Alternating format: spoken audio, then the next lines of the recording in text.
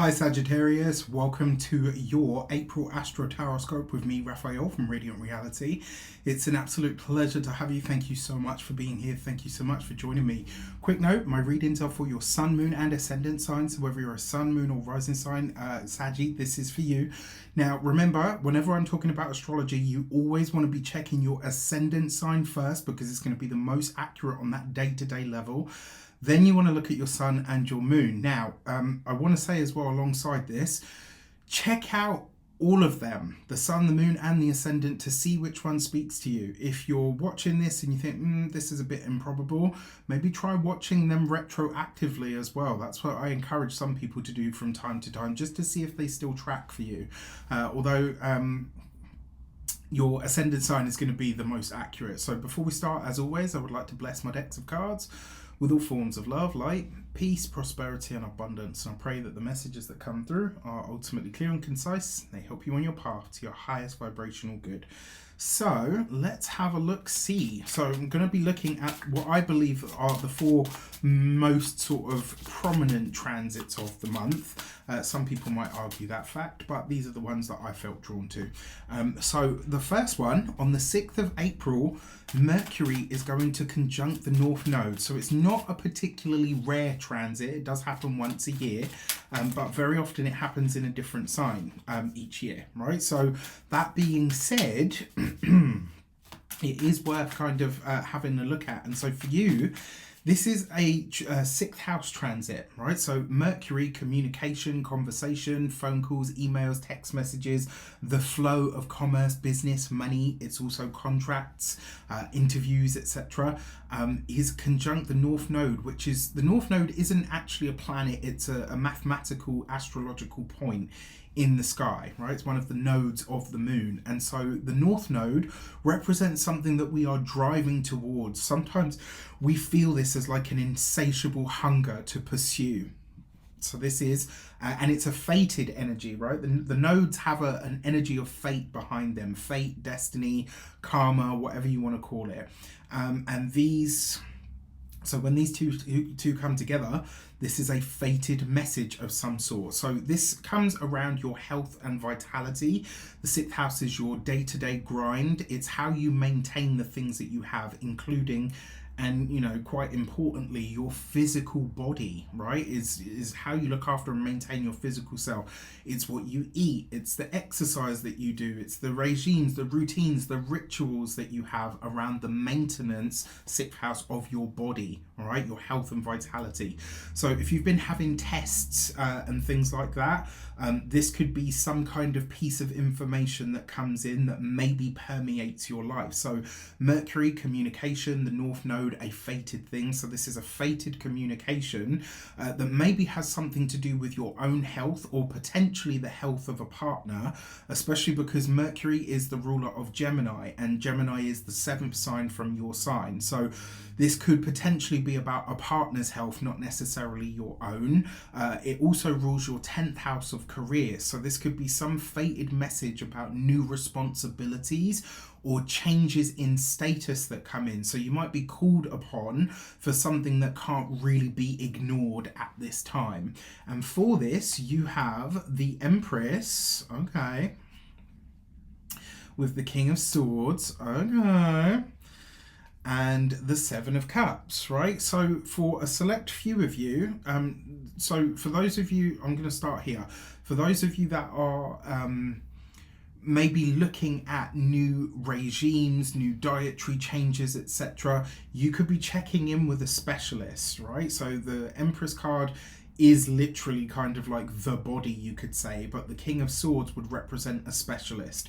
So it's usually an air sign male, Aquarius, Gemini, Libra, because he's coupled with the Venusian card there, the Empress. This is likely to be a Libran, right? Now, it doesn't have to be, but very likely.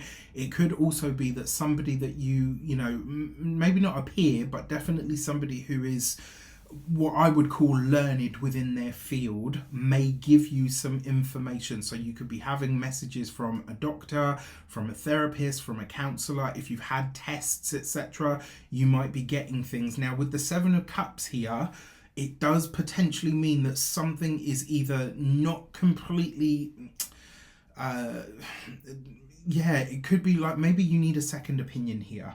If there's something that doesn't ring true about the diagnosis or about the information that you're getting, if it just doesn't sit right, get a second opinion. If that's not an option, I would go back to the person that is giving you said information and, you know, ask them to clarify. That might be the best way forward. That Seven of Cups as well is potentially a card of self-illusory tendencies. So if, especially with the sixth house, because the sixth house can be, it can be enemies as well. The sixth house, you know, people that we have problems with or issues with, especially in like a work or a professional context. So if you're having troubles, challenges or issues, and because it's the because it's the King of Swords, this is likely to be somebody that is, you know, like a real nitpicker. Somebody that like, okay, yes, you know your stuff, but now you're just being a douchebag. You know, all right. So on the lighter side of the scale, on the 11th of April, the Sun is going to conjunct Jupiter in your fifth house of pleasure, romance, joy, happiness, speculative gambles. Now, Jupiter is your ruling planet. Jupiter in the fifth, Jupiter loves to be in the fifth. Why? Because Jupiter loves children. It loves that light-hearted, fun, vibrant energy, right? And the fifth house is pleasure, romance, sex, it's sensuality, but it's not like eighth house, like, you know, sexual intensity. Excuse me.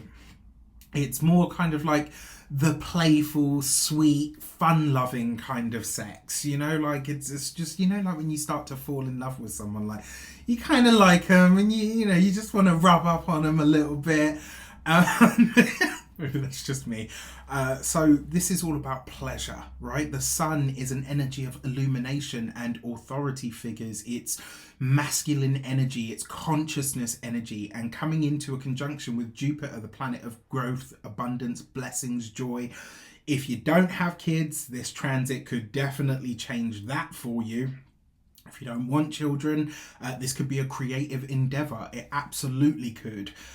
This is a trine energy as well to your own sign. So your ruling planet, Jupiter, is in at least a whole sign trine to your own energy.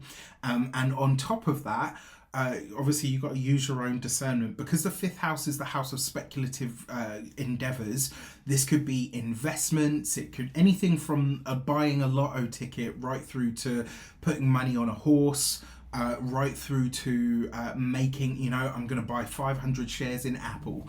Like all of that stuff is found in the fifth house. The eighth house is investments as well, for sure, like stock market and stuff. But the fifth house is like, you know, maybe an authority figure or somebody who you know has good information on this stuff, usually gives you a hot tip. And you're like, you know what, fuck it, I'm going to put 500 quid on that. Why not? You know, obviously use your own discernment. If someone comes to you and says, oh, you know, if you give me £500 or $500, I can turn that into, you know, 700 Bitcoin. Like, you know, use a bit of discernment, obviously. So the Sun rules your ninth house and Jupiter rules your first and your fourth houses. So this could be some lucky news that comes in through children that you have, if you've got them. It could also be a creative idea or a way of wanting to share yourself with the world. Anyway, like this is, if you've ever seen any of the Harry Potter films, I'm a bit of a geek, so I love this kind of stuff. This is a dose of Felix Felicis, all right? Like this is a day, so, you know, I always look at transits in terms of a window, right? Especially lunar stuff, but this one as well. The day before, so the 10th, the 11th and the 12th, that's your window where you've got like a lot of luck, especially because this is in the fifth house and especially because it's Jupiter involved and because the Sun is the ruler of your ninth house as well. So, yeah, the ninth house. So for sure, all right? For this, you have the Ace of Swords, so potentially a contract of some sort, with the Eight of Wands, so some piece of information, the Ace of Swords, that's given to you from somebody overseas, or maybe somebody that is like a guru, a teacher, a mentor. They don't necessarily have to be your guru, teacher or mentor. This could just be somebody who really knows what they're doing in a specific field, gives you a piece of information that could really have a profound effect with the Page of Swords, right? So you've got the Ace and the Page of Swords. If you are interviewing for a job around this time, you have it in the bag. Bring your A game when it comes to that Sagittarian humor that you are known for. I love Saggy humor is the stuff that actually at times keeps you sane. I genuinely believe that, like, because sometimes it's so outlandish and so like, okay. But you can't help but love them for it. Really, I mean, that's my experience of Saggies anyway, and I'm an Aquarius with a Leo ascendant, so I would say that. All right, so the next transit happens on the very same day, but again, noteworthy. Venus Venus is at 0 degrees of Gemini. Pluto is at 0 degrees of Aquarius. This is 3rd house, 7th house. 3rd house, your local environment, also your siblings. It's your local environment, your neighborhood. This is communications, writing, speaking, pacts, contracts of sorts as well, very possible. So that could be really nice. The 7th house, partnerships, relationships, also a house of contracts as well, but it's more like serious commitments. The 3rd house is kind of like the interview, or committing to, I'll come to that thing, let's do a hobby, let's learn a new skill. Whereas the 7th house is let's sign on the dotted line and make a solid commitment out of it. And Pluto is an energy of intensity, absolutely, but it's also an energy of attraction, right? So Venus is in your 7th, Pluto is in your 3rd. And these are both Venus's attraction, money, resources, worth, harmony, diplomacy. And then you've got Pluto, transformation, change, upheaval, intensity, and also magnetism. So this is a very powerful energy of being able to draw something to you. 3rd house, 7th house, this could be maybe a contract that you get into with a sibling. This could be maybe a competitor that you start to work with and say, actually, you know what, let's not be competitors, let's team up, right, and go in for the big bucks. Pluto, Lord of Transformation and Magnetism, is in a sexy connection to the goddess of love, Venus. These two coming together in a harmonious connection is intensity of feelings, but both being attraction energy. So if you're single, this could change that for you. I genuinely believe that, because both of these planets are at 0 degrees. So they're attracting something new into your life through your local environment, through your partnerships, connections, collaborators, competitors, on that sort of grassroots day-to-day level. It's especially because Venus rules your 11th and your 6th house. So this is the gains from your business and your higher, not your higher, but your longer term plans or goals, and also your day-to-day grind. So some place or some like mundane space or connection, because the 3rd house and the 6th house have that in common, right? The 3rd house would be the commute to your job. So it is your job in essence, but the 6th house would be the job, like the work that you do job. It might be the joy that comes from pets or animals, or even seeing an enemy unveiled, because the 6th house is enemies. So I'm intrigued to see how that shows up. For this, you have the Empress again. You have the 7 of Swords, okay. And you've got the 3 of Cups, right? So the Empress is a universal significator of women. The 7 of Swords is lies and or deceit. And you've got the 3 of Cups here. So does it mean that a friend is lying to you? Not for everybody. Remember though, like I said, this is because Venus, the Empress, rules your 6th house and your 11th house. 11th house is friends, 6th house enemies. So it is very possible, and the 3 of Cups is a friendship card. This could be where someone who has worked at cross purposes to you previously or in the past, or maybe currently, is revealed. Like this might be where you kind of realize, holy crap, this person has undermined me in some way, shape or form. That's the challenging part of this. It could also, on the other side, this could be where you get really clear on where you've got in your own way somehow. Like, this could be a moment where you say to yourself, okay, yes, you know what, I'm done with this self-sabotaging moment. You've got 2 3s here because the Empress is the number 3. 2 3s represents a calming influence. So whatever this transit of Venus trine Pluto is going to be, it will have an element of something that you learn that clarifies how to move forward. And then finally, on April the 20th, we have the Sun square Pluto between your 3rd house, I've already explained what that is, and the 6th house. So the Sun is going to be at 0 degrees of Taurus, and Pluto is going to be at 0 degrees of Aquarius still. The ruler of your 12th is in your 3rd house, right? So the ruler of Scorpio, which is your 12th house, is in your 3rd house of communications, which will see your own style of communication is definitely more magnetic from here on in, you know, especially for the 20 years that follow. But equally, it's a lot more intense as well. And so people are kind of, you know, they're really receiving what you're saying. It can come across as quite intense. So you got to find a way to manage. I mean, you will. Whether you do know how to at the moment or not is irrelevant. You will by the time the 20 years is up. You know, a Pluto transit will do that to you. I've just had Pluto. Pluto is at the moment just finishing up my 6th house. And what I have learned and what I've experienced and what I've been through and what I've done have all just been fucking incredible and immense and amazing and intense. So it'll also see you getting forensic in terms of your investigative skills and your desires, because the 3rd house is skills. So, and Pluto sees you get really into the depths of something. So you're used to doing the whole big picture vision thing as a Sagittarius. This is going to help you hone that in. A lot of what you do from here on in will get a lot more refined. Be careful, because Pluto can make us obsessive. And in a square to the Sun as the ruler of your 9th house, this could potentially be the resurfacing, because it's a square, right? Squares are challenging energies. It's not like a trine. A square is a challenge. It pisses you off enough to say, right, I'm going to do something about this now.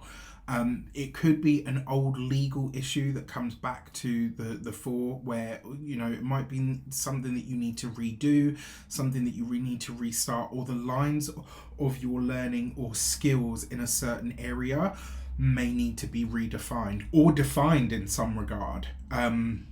That is very possible. Like, if you work in a sector that is unregulated as such, this next 20 years of Pluto in Aquarius, it might do that, right? You might have to, you know, get not qualified, but, you know, you might have to get the piece of paper to say that you're proficient in this thing to do it. All right, so for this, you have the Ace of Wands. So a lot of fire, a lot of passion, with the 8 of Pentacles. So this is definitely you learning something new, gaining new skills, refining the new skills with the Knight of Pentacles. So whatever is set into motion, because remember the Sun's at 0 of Taurus and Pluto's at 0 of Aquarius. So even though it's a square, this is what I'm calling a difficult birth. Something is being born into your life, but it has like a difficult sort of way of getting into the world. But it's for the long haul, right? Like some potentially creative endeavor or some kind of apprenticeship.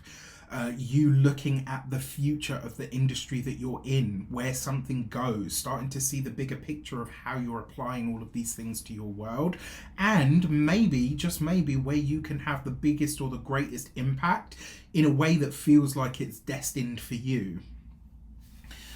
All right, and then for your weeks of the month. So I know you're probably thinking, hang on a sec, Raph, where are the sectors?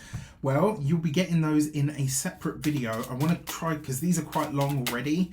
So if I add more to it, it's just like too much info. So from now on, I'm splitting them into 2, and you will see how they kind of come about. And you can let me know if you love it or you loathe it. For your first week of the month, you've got the High Priestess, so hidden things revealed. The lady has been very active for this first week of April, so I am expecting big revelations around this time for sure.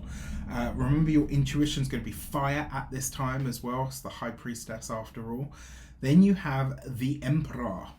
So the Emperor with the High Priestess, right? This first half of the month, this first 2 weeks, or should I say the second week, right? There are going to be matters of paperwork, documentation, but not from like a clerical kind of sense. Like, this is where something needs to be made official, and you will need to take a harsher sort of sense of responsibility around something.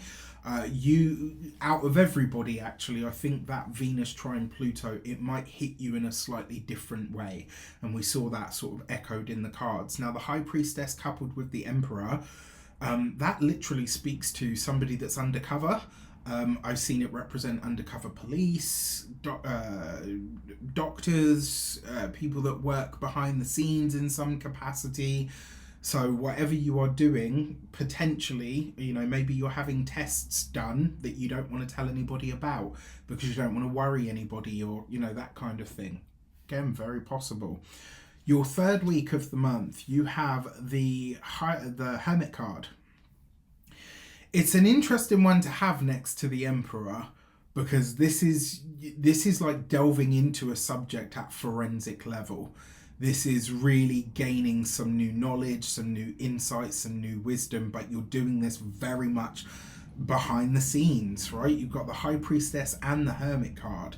So whatever you are doing, whatever information you're gathering, you are doing it behind closed doors, as it were. And then you've got the Wheel of Fortune next to the Hermit. So for some of you, you're potentially traveling or making a longer than normal commute here at the last sort of week of the month, which is an interesting energy, to be fair, but also this could be blessings that come through older or more mature persons, specifically older or more mature men. All right, and then for your moons of the month, for your lunar transits, on the 6th of April, you have the Gate 55 and Abundance. So the full moon in Libra for you is highlighting where the universe really is bringing you all of the best opportunities and options. And it's also highlighting the options that are available to you. I won't go into great deal in the moons here because you're going to get your full moon and new moon reports anyway. And then you have the Gate 53 and Opening, and that is for the Taurus new moon / Aries eclipse kind of energy. All right, so it'll be interesting to see how this plays out. You've got the Gate 53 and Opening, and the message behind this card is so it will be a fresh start of epic proportions for sure, but the message behind this card is the universe can only show you the door.